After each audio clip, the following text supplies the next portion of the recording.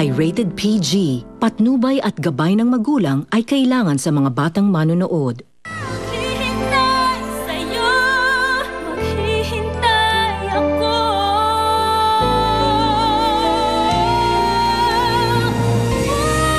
Puso ko'y narito. Pamangkin ni Sean, yung asawa ko, si Roxanne. At nasisiguro kong hindi niya i-deny yun. Nakita kang ginawa mo kay Vanessa kanina. Kasi yung asawa kaya itinulak mo siya. Akala ko pa naman mapapabuti sa inyo ang bata. Can you blame me, tita, na magbago kay Vanessa? Lalo na ngayong nalaman ko na tunay pala siyang anak ni Zenny na pumatay sa anak ko. Okay lang ba kung samahan mo kay Vanessa? Gusto ko kasi siyang makausap para tigilan niya na yung pagtistigo kay inay. Buti sana kung pagbibigyan ka nun. Kailangan makausap ko si Vanessa. Meron ho ba kayong kilalang Zenny? Yes, oo, magkakilala kami. Sinabi mo ba na ampun lang natin si Vanessa? Do you think I would tell her that? Bakit di pagkakailala ka mag-anak na si Roxanne? Pagkatapos, di ba magkaedad yung Lyra at Vanessa? Please.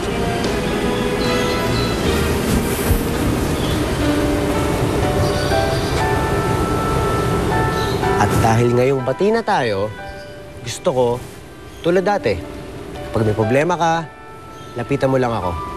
Kahit anong oras, kahit anong kailangan mo, andito lang ako sa'yo. Okay? Okay. Thank you, ah.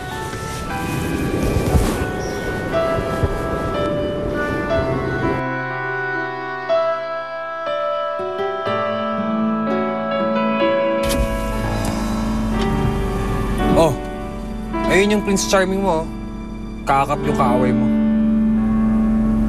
Ano, tara na.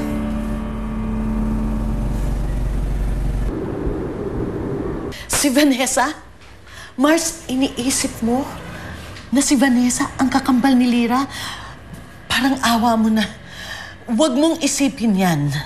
Unang-una, mainit ang dugo namin sa isa't isa. Hindi pa pwede. Huwag kang mag-isip ng kung ano-ano. Nakakakilabot yan. Ano ka ba? Init naman ang ulo mo. Tinutulungan ka lang mag-isip eh. Gagalit ka na. Sa bagay, tama ka. Imposible nga talaga kasi yung ugali nga ni Vanessa, parang kelayo naman dun sa Lyra. Tama. Kasi kung iisipin mo mabuti, kung may kakambal nga si Lyra, dapat kasing bait talaga ng inaanak ko. Hindi katulad ng Vanessa na yun, di ba? Kaya sama ng ugali. Tama. Yan ang tamang pag-iisip, Mars. Yan. Tama, Nana. At, hindi ba, ang maganda lang isipin, kahit na hindi na natin makilala pa si Cara o hindi natin makita, alam mo, nasisigurado ko kasing bait at kasing ganda siya ni Lyra. Oo naman. Diba? Mahal sa akin. Siyempre naman. At yung Vanessa, wag mo nang isipin yun. Ha? Hindi siya ang kakambal ni Lyra dahil maldita siya. Mana siya sa nanay niyang si Roxanne. Maldita silang pareho. Halika na. Halika na. Wag na pala. Alis na tayo. Lyra, bakit tayo aalis? Nandito na tayo. Wag na, umuwi na lang tayo. Halika na. Kausapin mo na si Vanessa.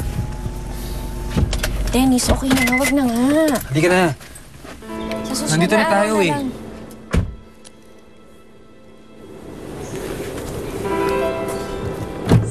Halika na. Ayun na si Vanessa. Kausapin mo na. Vanessa! Kakusapin ka rin ni Lyra. Ayan na, oh. Lyra? Anong ginagawa niyo dito? Gusto ko rin kausapin ni Lyra. Bakit? Anong pag-uusapan natin? Vanessa, tungkol sana kay inay. At sa pagkitestigo mo sa... Kung makikiusap ka sa akin na huwag akong tumistigo laban sa nanay mo, huwag ka na mag-aksay ng panahon. Kasi hindi ako urong. Vanessa, nakikiusap ako sa'yo. Sige na naman, oh. Hindi naman tayo magkaaway dati, diba? Naalala mo ba nung sa ospital? Magkasundo tayo. Alam kong mabait kang tao, kaya nakikiusap ako sa'yo, Vanessa. Sige na. Pagbigyan mo naman ako. Hindi nga eh. Huwag ka na mag-aksaya ng panahon, Lyra. Kasi titestigo ako laban sa nanay mo.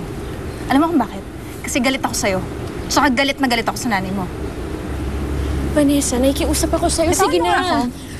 Pwede ba? Ayoko na yung drama mo eh. Pwede umalis na kayo dito? Pinsali ka na nga sa loob. Vanessa, teka lang. Lira!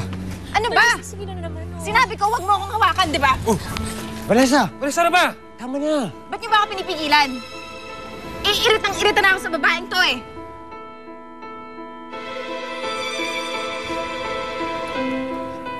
O Mars, bakit hindi mo kasama si Lira? Wala naman siya doon sa tindahan eh. Ano? Anong sabi? Hindi ka ba nagtanong? Eh, ang sabi ni Aling Doris, nakita daw niya sumakay daw sa isang kotse nang gwaping yung parati daw dumadalaw dito. Kaya naisip ko, malamang sinamahan siya ni Dennis. Eh, huwag ka na mag-alala. Safe naman yung kung kasama niya si Papa Dens, di ba? Oo nga, Mars, pero bakit hindi nagpapaalam si Lira sa akin kahit na si Dennis ang kasama niya? Dapat magpaalam siya sa atin. At saan naman sila pupunta? Vanessa, tama na! Ba't niyo ba ako pinapakialaman? Sasubunod ko. Vanessa, tama na! Ano? Sige, subukan mo. Lira!